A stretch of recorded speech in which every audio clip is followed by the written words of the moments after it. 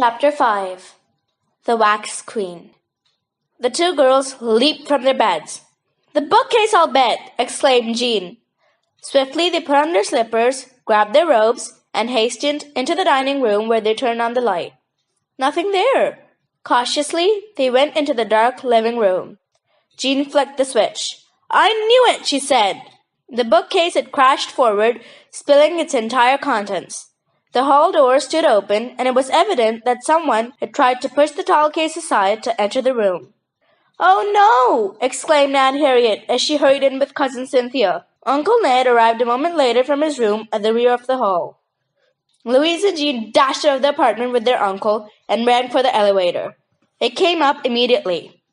As the three rode down to the lobby of the apartment house, Jean remarked, "The indicator showed the elevator came up from the first floor. The intruder may be hiding there." When they reached the lobby, Captain Dana insisted upon stepping out first. "If that thief is around, I want to tackle him. You girls keep out of it." But the softly lighted lobby appeared to be empty. Then Louise exclaimed, "Look!" There was a man crumpled on the floor near the front door. They rushed to his side. "The night doorman!" Jean exclaimed. "He's unconscious," said Uncle Ned. As the Danas tried to revive the man, they detected a sharp odor around him.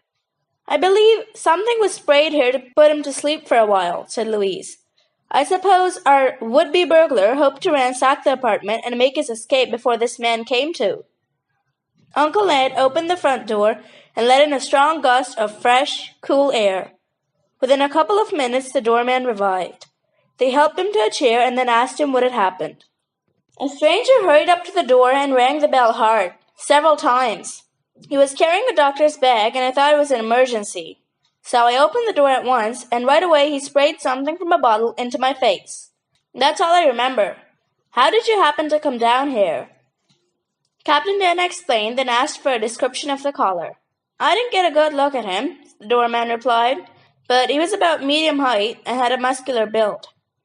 "That sounds like the man who snatched Aunt Harriet's purse," said Jean. "Did he have a beard?" "No," the doorman replied. "I'll bet he was wearing a false beard this afternoon," Jean thought.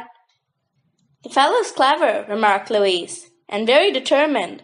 I wonder if he'll try again." "Not tonight, I'm sure," said Uncle Ned. The doorman insisted he was all right and would guard the apartment until the relief man came on duty. The Danas went upstairs and the girls told their aunt and cousin what had happened. Uncle Ned, meanwhile, reported the incident to the police. Then he turned to Cousin Cynthia. "Now, my dear," he said, "I'll feel better after I go tomorrow if you all move to a hotel." Cousin Cynthia objected at once. "Harriet will be gone too, and if the girls and I take special care until the lock is changed, I'm sure the intruder can't harm us again." Aunt Harriet spoke up. "I can't understand what the man is after. Cynthia, do you have anything in this apartment really valuable?" Mrs. Carson shook her head. "Nothing that should cause the man to be so violent. He must have some other motive. Could it have something to do with the Mr. Denver you girls have been trying to find?" The sisters looked puzzled. "I don't see how it could," said Louise. "So far as we know, Denver isn't aware we suspect him." The group finally went back to bed, but were up early the next morning to have Sunday breakfast and go to church together. Uncle Ned was sailing at noon and Aunt Harriet was flying to Oak Falls directly after lunch. Both were full of warnings to their nieces. After the three had said goodbye to Miss Dana at the airport, Cousin Cynthia announced that she would take the girls to Greenwich Village to meet the Wax Queen. "At last," Louise teased. "I was beginning to think we were never going there." Mrs. Carson laughed. "Have we had time?" she countered. Jean spoke up. "On the way, I hope you'll tell us about her and the mystery." "No need," Cousin Cynthia said, smiling. "You'll see for yourself now." A taxi took them to a narrow street lined with old-fashioned shops and houses.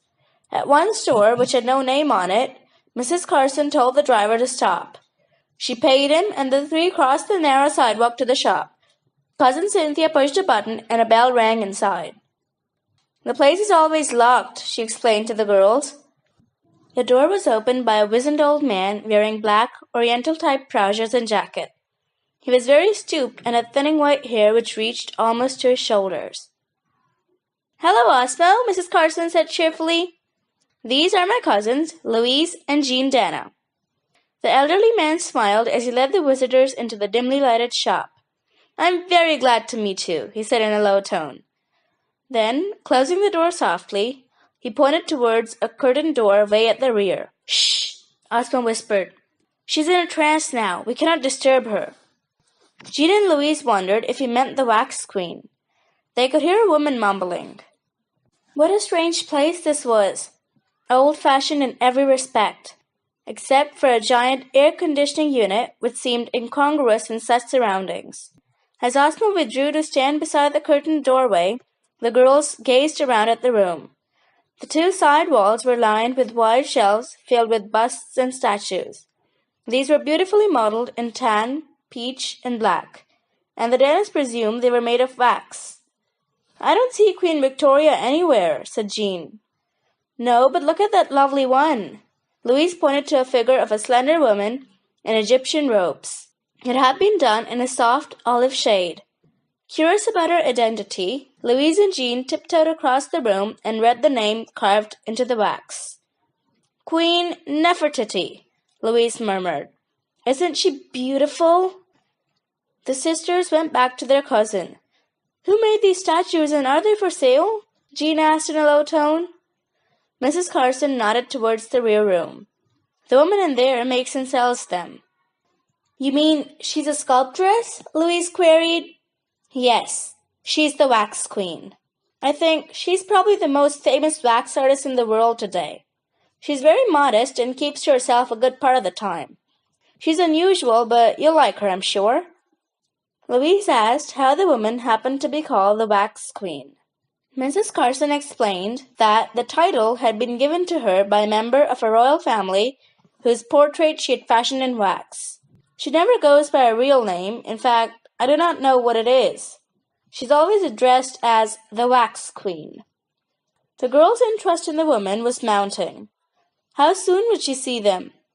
Finally, the mumbling in the room ceased. Ozma said he would find out if she would permit her visitors to come in. He disappeared behind the curtain while the others waited eagerly. A few minutes later, he reappeared. "The Wax Queen will see you now," he said with a low bow.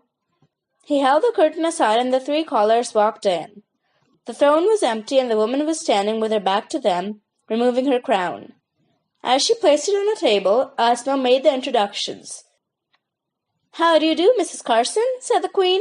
"I'm glad to see you again, and pleased that you have brought your cousins. It's a pleasure to meet you, young ladies." The Dana girls were speechless. The Wax Queen was the woman who had tried to stop Mr. Denver at the Penfield Carnival. End of Chapter 5.